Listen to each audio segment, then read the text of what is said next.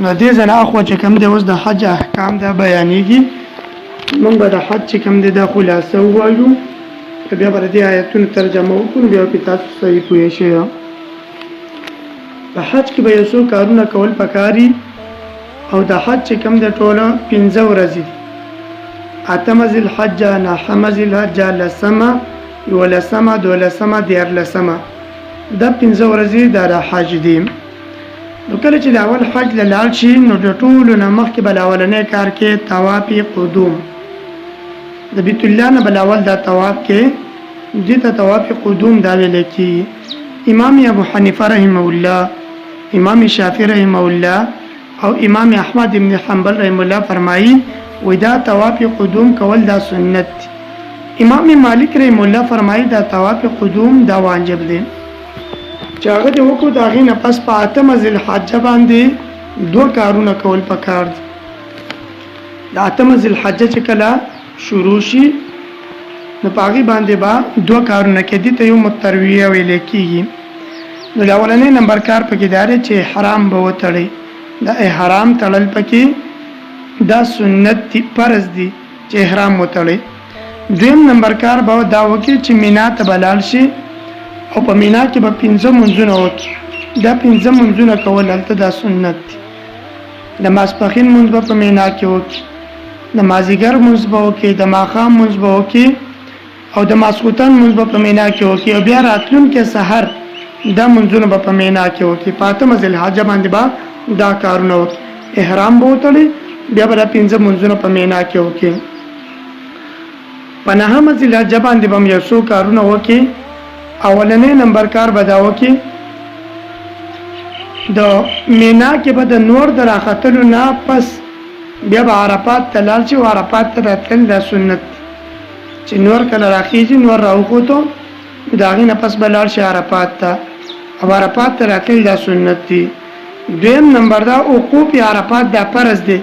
په عرفات کې به هلته ټیم تیرې او په عرفات کې به ورځ تیرې ناست دغه ټیم تیرول هلته دا فرض دی دریم نمبر کار به په نهم ذوالحجه دا کې چې د زوال آفتاب نه پس د ماسپښین او د مازدیګر دا دواړه منځونه به په یو ټیم باندې وکړي په یو اذان باندې او په دوه اقامتونو باندې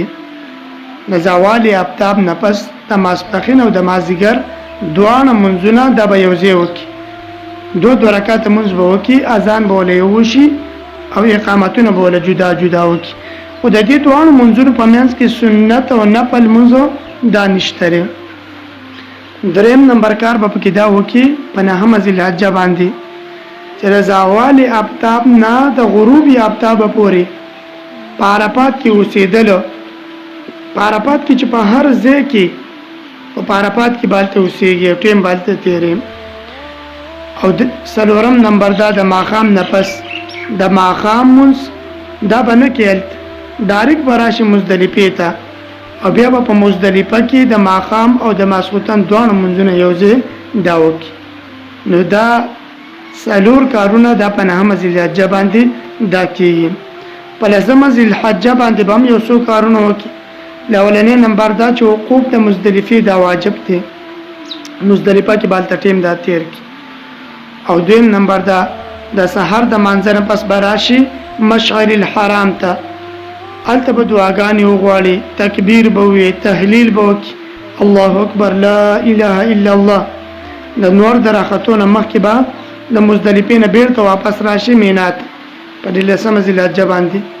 د هغه ځای نه به مینا ته راشي نو دا راتلله دا سنت دی واپس به راشي مینا ته د مزدلفې نه به مینا ته راشي په لسمه ذوالحجه باندې به چې کله مینا ته راځي نو هلته به یو څو کارونه وکړي اولنی نمبر دا چې جمره عقبه غټ چې کوم شیطان دی نو دقسې شیطان به دا ولي او د دې شته دا واجب دی دویم نمبر کار به پکې دا وکړي قرباني به وکړي دا قرباني سنت او واجب ده من چې ورته کوم د اختر ورځ وایي نو دا لسمه ذوالحجه دغه د اختر په ورځ باندې به دا کار وکړي جمره عقبه به ولي غټ شیطان د دې رمي کول دا واجب دویم نمبر دا چې قرباني کول پکې سنت او واجب د قرباني به او دریم نمبر دا حلق یا قصر کول یا به سر وخره او یا به یختی چې کم دی نو دا کم کی. د نارینه‌و دپاره حلق دی سر خرول دی او زنانو دپاره چې کم دی قصر دی دا به خپل یختونه لږې سوکي دا کم کی دا واجب دی. او څلورم نمبر کار پکې دا دی چې دا حلق او قصر نه پس بیا به احرام چې کم دی دا کولاو کی او ځان به دا حلال کی. نو د 10 ذی الحجه چې کله احرام کولاو شي نو د هغې نه پس به بیا مکې ته راشي. مکې ته چې کله واپس رالی نو هلته طواف کول دا فرض دي، طواف زیارت کول دا فرض دي. دې ته طواف حج هم ویل کېږي او دې ته طواف اضافه هم افاظه هم ویل کېږي. طواف حج ورته ویل کېږي او طواف افاظه ورته هم دا ویل کېږي او دا طواف کولو دا فرض دي. خجم بیا په 11 او 12 ذی الحجه باندې یو څو کارونه کول پکار دي. په 11 او 12 ذی الحجه دا په مینا کې د شپه تیرول او ټیم تیرول دا سنت چې دغه تسلی دا ټیم دا تیر کی. او په 11 په 12 ذی الحجه باندې به هم رمی کول واجب ده. دا شیطانان اشتله دا پکې واجب دی الته او د دې وخت چې کم دن در زوالی افتاب نه دا پسته اول به چې کم دی جمره اوله اولنې به شیطان وولي بیا به جمره ثانیه وولي او دریم نمبر بیا رمی به وکړي د جمره عقبه کوم چې غټ شیطان دی نو دا به وولي. نو دا ترتیب د امام مالک رحمه الله، امام شافعی رحمه الله او د امام احمد رحمه الله په نسبت باندې دا واجب دي. امام ابو حنیفه رحمه الله په نسبت باندې دا سنت. نو دغه په 11 ذی الحجه او 12 باندې به دا قدرې ونه شیطانان چې کوم دی دا ولي. او د دې لاولنۍ او دویمه جمره دا چې کله ولي دا شیطانان نو په دغه وخت به الله اکبر وای قبله ته به مخ کوي او لاس په چوتې په دغه ټیم کې به دعا غواړي. دا دعا کول د سنت دي. او کوم چې اخرانه شیطان ولي جمره عقبه دا غي رمی کوي نو دا غي د اشتلو په ټیم کې به صرف الله اکبر ویل سنت دي. په دغه ټیم کې بیا دعاګانې کول چې کوم دا مسنونه دا نه دي. په مینا کې چې کله وسیږي په دې 11 او 12 ذی الحجه نو په دغه ټیم کې په مینا کې دعاګانې کې ذکر بکې تلاوت بکې بس په دغه کارونو کې به دا مصروف وي. نو په دې کې چې کوم د حج دا پوره شو نو د 14 چې کوم ذی الحجه را او د 11 12 13 دی ورځ د ایام تشریق کوم ویل کیږي. نو دا د اختیاري د کسو په مینا کې ټیم تیرې او کني تیرې نو چې په مینا کې ټیم تیراو نو هغه چې کوم دنو دغه اضافي نه کې ورته میلاوي کې دغه شیطانان به دغه ولي په دغه 14 ورځ باندې. او بیا چې کوم دی